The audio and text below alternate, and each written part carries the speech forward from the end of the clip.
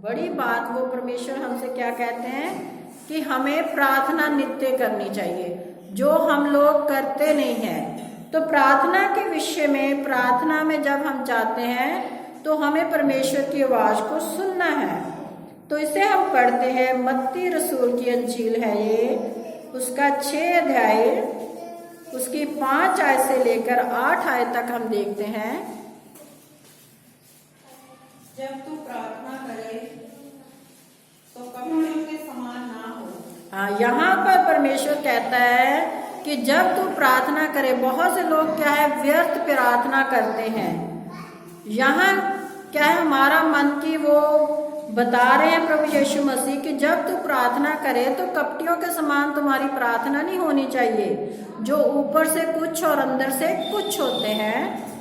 क्योंकि लोगों को दिखाने के लिए आराधनालयों में और सड़कों के मोड़ों पर खड़े होकर प्रार्थना करना उनको अच्छा लगता है। यहाँ पर लिखा है कि बहुत से लोग हैं जो क्या है अपने आप को धर्मी जताते हैं, और वो क्या करते हैं, बहुत बड़े बड़े चोले पहन लेते हैं, बाजारों में सड़कों में खड़े होकर परमेश्वर का प्रचार करते हैं और कहते हैं कि हम बहुत धर्मी हैं। उनके लिए, लोगों के लिए क्या है, वो प्रार्थना करते हैं। लेकिन परमेश्वर हमें क्या सिखाता है कि हमें ऐसा नहीं करना। जैसे हमने एक बार आपको बताया भी था कि फेसबुक पर किसी ने डाला हुआ था कि 2-3 भाई बहन थे, वो प्रभु का वचन फैला रहे थे। तो जो लोग प्रभु यीशु मसीह को नहीं मानते, उन्होंने क्या किया कि उन लोगों को पीटा, उनकी बाइबल जो थी वो उन्होंने नीचे फेंक दी, फिर उनको कहा कि इस पर थूको, और उन लोगों ने वैसा ही किया, अपने परमेश्वर के वचन को नीचे फेंक दिया, उस पर थूका, फिर उसे कहने लगे इसको चाटो, तो उन्होंने वो चाट भी लिया। तो ये कितना गलत कार्य है। हम हमेशा यही कहते हैं, अगर आपके मन में परमेश्वर के वचन को फैलाने की लालसा है तो आप अपने आस पड़ोस में जाइए, जो लोग आपको जानते हैं, जो आपसे प्यार करते हैं, जो आपकी सुनेंगे, उनके पास जाइए। ऐसे लोगों के पास मत जाइए जो परमेश्वर को जानते नहीं है। इससे क्या होगा कि उन्होंने खुद पिटाई करी उन लोगों की, उन्होंने वो कटाई भी खाई, परमेश्वर के वचन को भी लताड़ा, अपने सारे जिन जिन भाई बहनों के पास वो वीडियो गया होगा, कितनी बेइज्जती हुई होगी उन लोगों की, और परमेश्वर की भी उन्होंने क्या है बेइज्जती करवा दी वहां पर। तो हमें ऐसे कपटियों के समान प्रार्थना नहीं करनी। परमेश्वर कहता है कि अगर आपको किसी को बदलना है तो आपके घर में जो आपके भाई बहन हैं, जो परमेश्वर को नहीं मानते, आप उनके घर में जाइए, उनसे बातचीत करिए, उनको बदलिए पहले, फिर आप किसी दूसरे को बदलिए। तो ये क्या है, प्रार्थना हमारी कपटियों के समान ही है। क्या है कि हम अपने आप को वहां पर क्या जता रहे थे कि हम धर्मी हैं। हम क्या करें, परमेश्वर का वचन फैला रहे हैं। आगे, मैं तुमसे सच कहता हूँ, मैं तुमसे सच कहता हूँ, प्रभु यीशु मसीह कह रहे हैं कि वे अपना प्रतिफल पा चुके। वे अपना प्रतिफल पा चुके।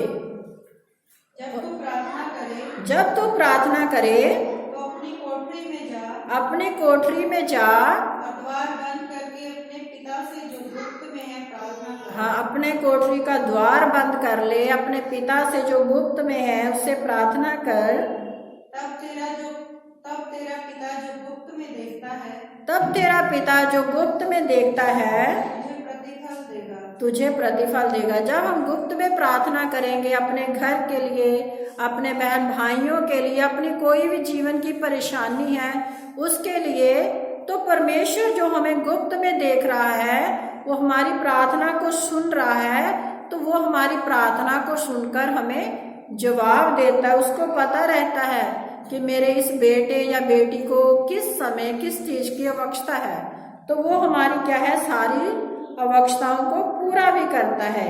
ये तब होगा जब हम प्रार्थना में रहेंगे। बिना प्रार्थना के आप कुछ नहीं प्राप्त कर सकते। कुछ लोग क्या है व्यर्थ में प्रार्थना करते रहते हैं, हर समय कहते रहते हैं हे प्रभु हे प्रभु।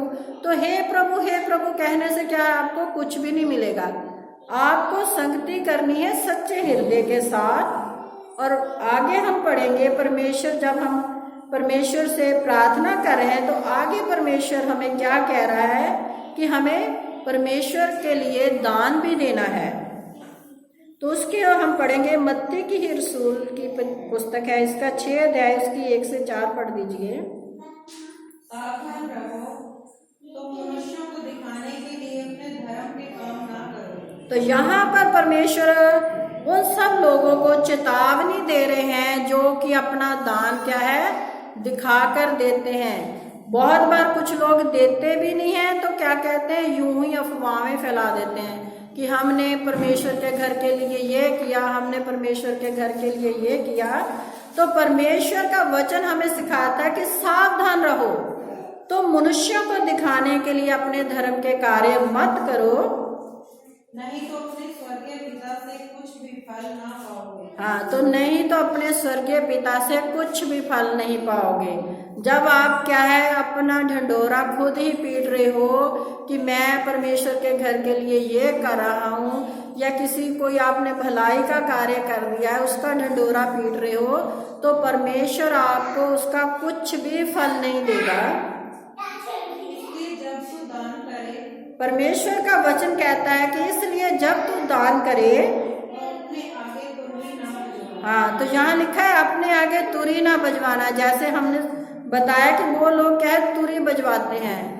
जब हम छोटे थे तो आप सब लोग देखते होंगे कि लोग जो हिंदू लोग क्या है अपने जो भी कुछ करवाते हैं, वो अगर उनके आगे कुछ रखते हैं तो वो 1 घंटे तक उसी का राग लाते रहते हैं, इसने इतने दिए, ये हो गया, वो हो गया।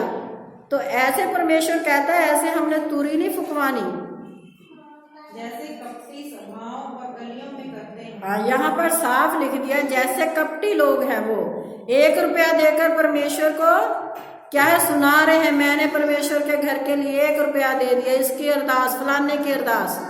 तो वो क्या है गलियों में ऐसा ही कार्य करते हैं ताकि लोग उनकी बड़ाई करें। हाँ, वो इसलिए कर रहे हैं, अपना दिखावा दिखा रहे हैं कि लोग उनको क्या है धर्मी जाने, कि ये लोग बहुत धर्मी हैं, इन्होंने परमेश्वर के घर के लिए बहुत सा दान दे दिया है। वो अपना दान क्या है लोगों को दिखा रहे हैं। और वचन में एक कहानी भी है जो प्रभु यीशु मसीह ने लोगों को सुनाई थी कि 2 लोग परमेश्वर के घर में गए। एक फरीसी था जिसके पास बहुत सा धन था, और एक विधवा औरत थी जिसके पास 2 ही दमड़ियाँ थी। तो उस फरीसी ने, उस अमीर आदमी ने क्या किया कि जब दान की थैली आई तो उसने उसमें ऐसे नोट डाल दिए कि लोगों को दिखे कि मैंने बहुत सा धन इस थैली में डाल दिया। और वो जो गरीब थी, विधवा औरत थी, उसके पास सिर्फ 2 ही दमड़ियाँ थी, और उसने क्या किया मुट्ठी अपनी बंद की और धीरे से उस थैली में डाल दिया, ताकि किसी को पता ही ना चले कि उसने कितना दान डाला है। तो प्रभु यीशु मसीह अपने चेलों से बातचीत कर रहे हैं और उससे पूछ रहे हैं कि परमेश्वर के घर में किसने दान ज्यादा दिया। तो वहां पर लिखा है कि चेले भी चुप हो गए। चेलों ने भी ये देखा कि इस इंसान ने तो बहुत सा धन डाल दिया, और उस विधवा औरत ने कुछ शायद डाला भी नहीं है, वो ये सोच रहे थे। लेकिन प्रभु यीशु मसीह कह रहे हैं कि उस विधवा और कंगाल औरत ने सबसे अधिक डाला, क्योंकि उस अमीर के पास तो बहुत सा धन था, उसने अपने धन की बढ़ती में से डाला। लेकिन उस विधवा के पास 2 ही दमड़ियाँ थी, जो उसके रोजमर्रा जिंदगी का था, उसने उसी से खाना खाना था, जो भी उसके घर की जरूरतें थी उसने उसी के द्वारा पूरी करनी थी। लेकिन वो उसने क्या किया, वो 2 दमड़ियाँ जो उसके पास थी वो भी परमेश्वर के घर के लिए दे दी, इसलिए उसका दान सबसे बड़ा है। तो परमेश्वर इसीलिए हमसे कहता है कि सावधान। हम हमेशा वचन में सुनाते हैं कि जब परमेश्वर हमसे बातचीत करते हैं, बाइबल में भी लिखा हुआ है कि जब भी परमेश्वर प्रभु यीशु मसीह किसी को ठीक करते थे, चंगाई देते थे, तो बाद में उन्हें ये जरूर सावधानी भी देते थे कि आगे को पाप मत करना। तो वचन ऐसा ही है, परमेश्वर हमें हर बात की शिक्षा देता है और साथ में चेतावनी भी देता है। आप बाइबल को ध्यान से पढ़ें, जब भी कोई आप वचन पढ़ेंगे तो उसके साथ परमेश्वर आपको एक चेतावनी भी देता है। उस चेतावनी को आपने ध्यान से पढ़ना है और उस पर वैसा ही कार्य भी करना है। आगे पढ़िए। मैं तुमसे सच कहता हूँ कि वे अपना प्रतिफल पा चुके हैं। हाँ, परमेश्वर कहता है कि मैं तुमसे सच कहता हूँ कि वे अपना प्रतिफल पा चुके। कुछ नहीं मिलेगा उन्हें मिलेगा क्या? दुनिया की इज्जत। लोग कहेंगे हाँ हाँ ये बहुत धर्मी है, इसने बहुत सा धन परमेश्वर के घर के लिए दिया, तो उन्होंने अपना आदर मान पा लिया। अब परमेश्वर से उन्हें कोई आदर मान नहीं मिलेगा, क्योंकि जो दिखावा उन्होंने दिखाया उसकी इज्जत उन्होंने पा ली है। अब परमेश्वर से इज्जत वो नहीं पा सकते। तो आगे लास्ट में हम देखते हैं कि परमेश्वर हमें क्या कहते हैं।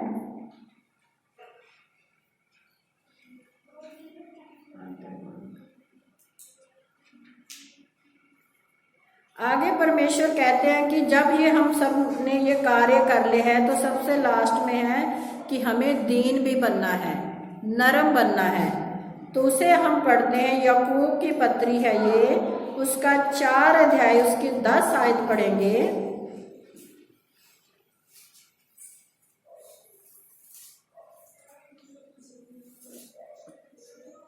प्रभु के सामने दीन बनो तो मैं तुम्हें श्रोमणी बनाऊंगा। यहाँ पर परमेश्वर का वचन हमें सिखाता है कि प्रभु के सामने दीन बनो तो वो तुम्हें श्रोमणीय बनाएगा, मतलब सबसे ऊंचा करेगा।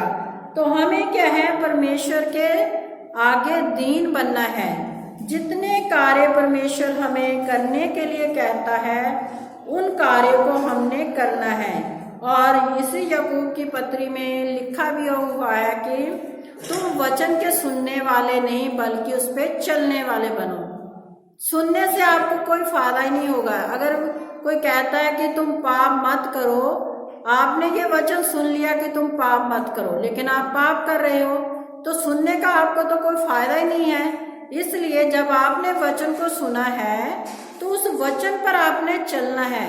जितने भलाई के कार्य परमेश्वर हमें कहता है वो सब क्या है? हमने करने हैं। हमने क्या है? पवित्र बनना है परमेश्वर के आगे, और हमने प्रेम रखना है सबसे, सबका हमने आदर मान करना है, परमेश्वर के आगे दीन बनना है, परमेश्वर पर हमने विश्वास रखना है। और सबसे जरूरी बात यह है कि परमेश्वर के साथ हमने अपनी संगति हमेशा बनाए रखनी है।